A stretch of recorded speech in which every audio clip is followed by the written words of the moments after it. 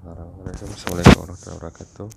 Berikut kita melanjutkan materi tentang sambungan yang tidak dapat dilepas. Nah, sambungan tidak dapat adalah sambungan yang memang tidak diinginkan untuk mudah terlepas atau tidak bisa dibongkar pasang. Contohnya adalah paku keling, perekat atau adhesif, solder, dan pengelasan. Nah, sambungan ini memang bisa dibongkar atau dilepas, tapi dengan syarat terjadinya pengerusakan, apakah terhadap benda kerja ataupun terhadap sambungan itu sendiri. Makanya dinyatakan dia sebagai sambungan permanen atau tidak dapat dilepas. Nah, yang pertama ini adalah kita membahas tentang paku keling, di mana bentuk dasarnya dari paku keling ini atau rivet, biasa juga dikenal dengan rivet, ada seperti pena berkepala atau paku yang terbuat dari bahan logam yang ulet, sehingga memudahkan untuk membentukkan kepala kelingnya ini. Jadi kalau misalnya material yang getas, tentu akan sulit atau mulai tidak bisa membentuk kepalanya, dia akan pecah saja. Beberapa klasifikasi dari paku keling ini adalah pertama adalah berdasarkan proses pembentukan, ada disebut dengan penggilingan dingin. Ini dilakukan pada penggilingan dengan diameter kecil dari 9 mm, yaitu diameter dari pakunya ini itu 9 mm atau lebih kecil. Nah, pada proses ini harus ada lubang chamfernya di bagian lubangnya untuk menghindari konsentrasi tegangannya serta toleransi antara lubang dan kelingnya itu harus kecil, jadi dia lebih presisi, sehingga gaya geser yang terjadi tidak gampang merusak atau mematahkan paku keling ini.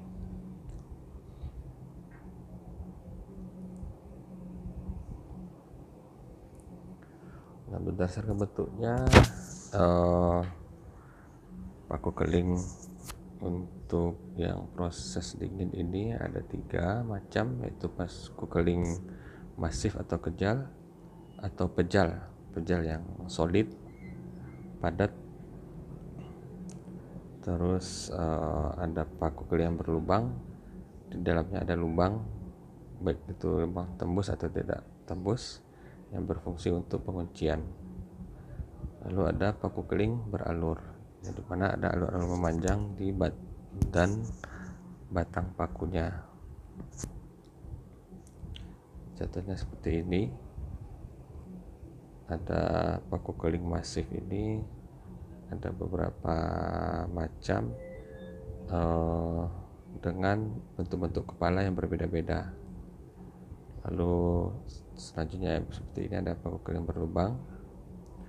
Nah, yang paling banyak kita lihat itu adalah yang seperti ini, yang biasanya digunakan untuk riveting atau pengelingan plat aluminium. Mungkin jika Anda melihat rangka aluminium atau gerobak yang dibuat dari aluminium profil itu biasa plat dindingnya itu digunakan di clamping dengan paku ini. Selanjutnya paku keling yang beralur, memang ada bentukan alur di badannya ini. Berikutnya ada yang disebut dengan penggilingan panas, di mana biasanya penggilingan panas itu adalah untuk diameter yang besar otomatis plat yang akan disatukan itu juga berukuran besar. Itu biasanya di atas 10 mm. Nah, di sini konstruksi yang membutuhkan kekuatan dan kerapatan ikatan. Pada pengiriman diameter besar ini bisa dilakukan dengan proses dingin, tapi gaya yang dibutuhkan itu akan menjadi lebih besar pula, dan belum lagi resiko nanti kepalanya ini bisa pecah, retak seperti itu. Nah, bila dengan pengalian panas, baku kalian tersebut akan dipanaskan hingga 1000 derajat Celcius, sehingga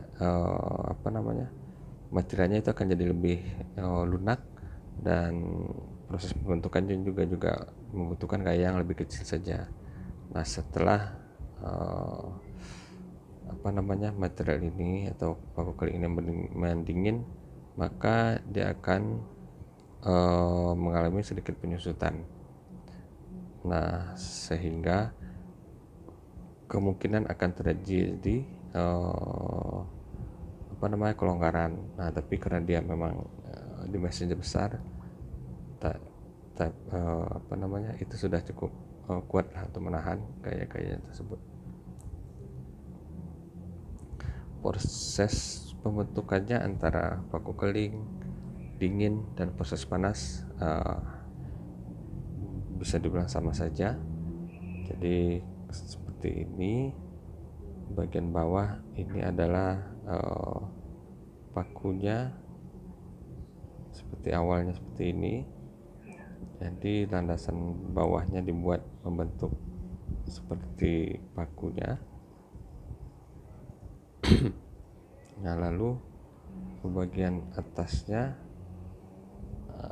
ini akan menekan ke bawah, sehingga nanti batang yang atas ini akan tergencet dan juga membentuk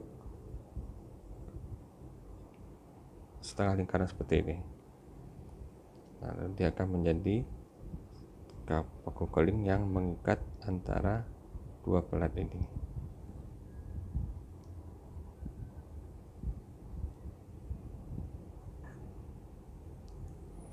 Setelah paku keling terpasang, pembentukannya ini, yang bagian atas ini bisa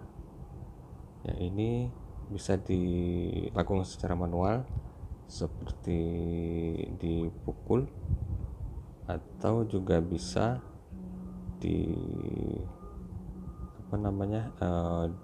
digunakan mesin press,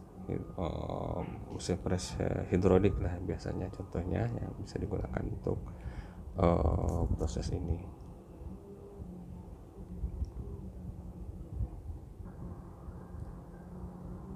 Nah, contohnya ini yang sederhana membentuk kepalanya. Itu seperti pena dengan ujungnya yang membentuk kepalanya. Nah, pada penggalingan dengan bagian sederhana,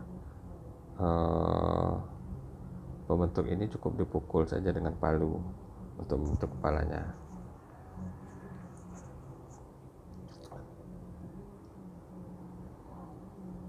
Nah, namun jika penggilingan ini dilakukan dengan mesin press hidrolik, akan dihasilkan ikatan yang lebih baik karena tekanan yang diberikan lebih stabil dan lebih merata. Setelah itu, untuk penggilingan pada lubang yang buntu, lubang yang tidak tembus, haruslah menggunakan paku keling alur. Nah, karena alurnya lidah nanti akan memegang yang akan mengencangkan ini terhadap lubangnya. Nah, proses ini digunakan dengan cara dipukul atau ditekan.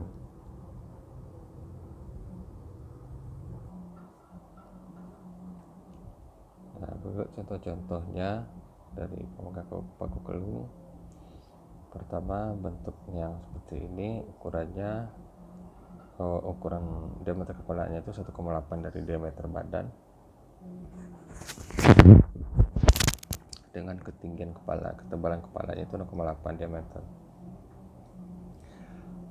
Nah, kalau standarnya ini digunakan pada konstruksi umum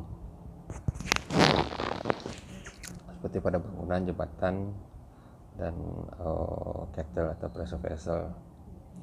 Nah, berikut ada paku keling countersunk 75 derajat yang ada tapernya, bagian tapernya dengan sudut 75 derajat, yes. Dan juga ada yang 90 derajat atau 45 derajat. Ini digunakan untuk konstruksi umum yang membutuhkan permukaan rata, di mana kepala keling akan tenggelam di bagian sambungan. Nah, kan biasanya tadi sambungan keling itu seperti ini kan, ini material 1, material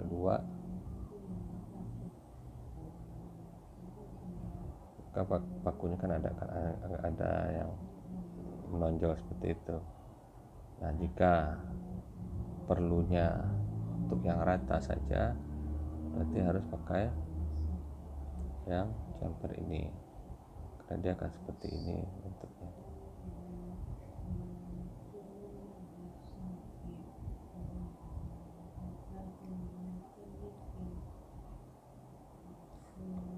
Jadi paku kelingnya itu terbenam di dalam materialnya. Di sini rata, sini rata.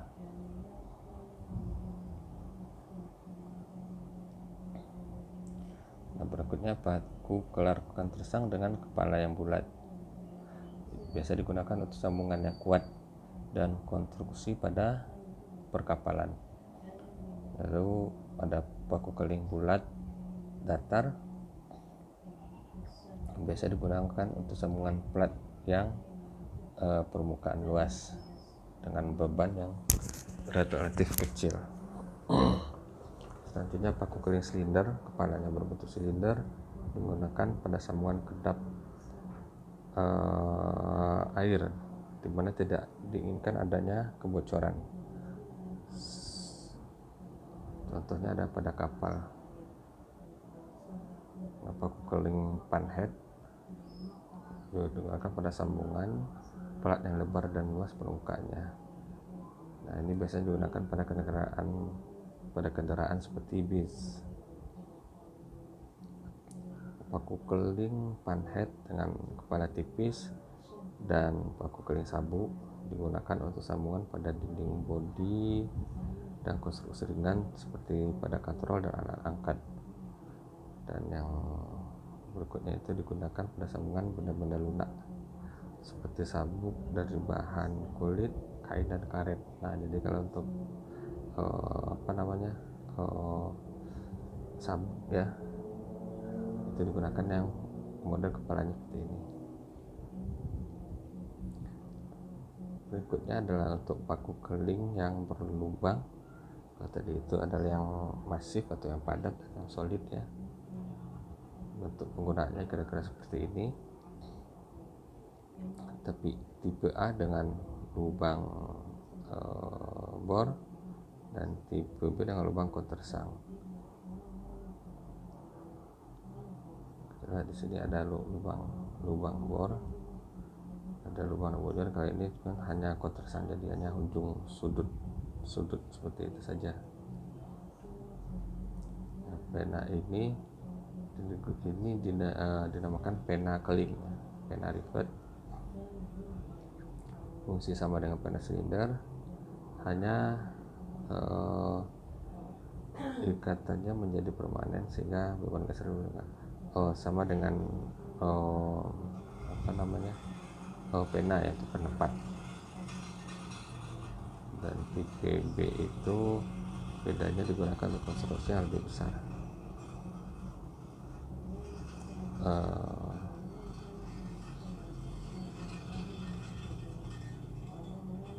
Selanjutnya paku keling bulat berlubang dan paku keling sama countersunk, tapi dia ada lubang tidak tembus. Penggunaannya sama, dengan yang di atas yang masif, tapi alat penekannya yang digunakan adalah menyerupai dengan pena kelingnya. Saat ini berikutnya adalah pena keling tekan. Paku keling ini biasanya selalu berpasangan, di mana pemasangannya dilakukan dengan menekan langsung pada bagian batang ke bagian kepala.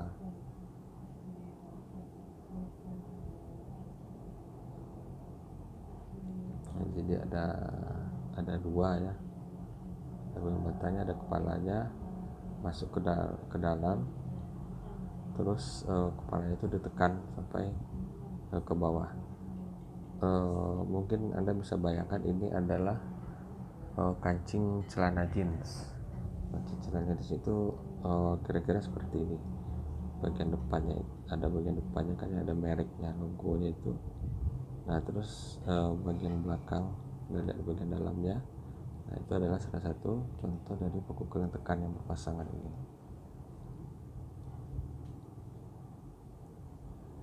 Selanjutnya ada paku keling pipa.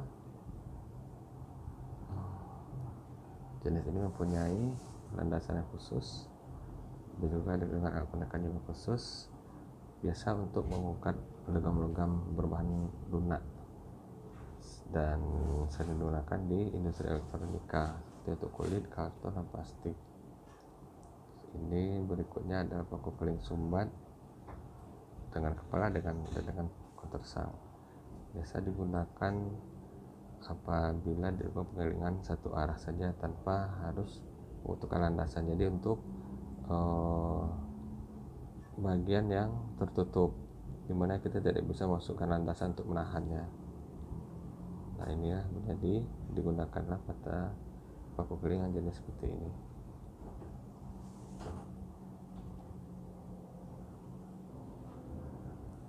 Selanjutnya paku keling standar yang memang kepala buat dan kepala kotersang. Nah, ini sering kita gunakan, ini kita lihat di pemakaian sehari-hari ya, yang bukan gerobak, dinding-dinding untuk gerobak itu yang pakai aluminium panel. Ini semuanya sama seperti itu. Paku keling seal digunakan untuk sambungan plat-plat yang tipis, di mana pengelingan hanya dalam satu arah.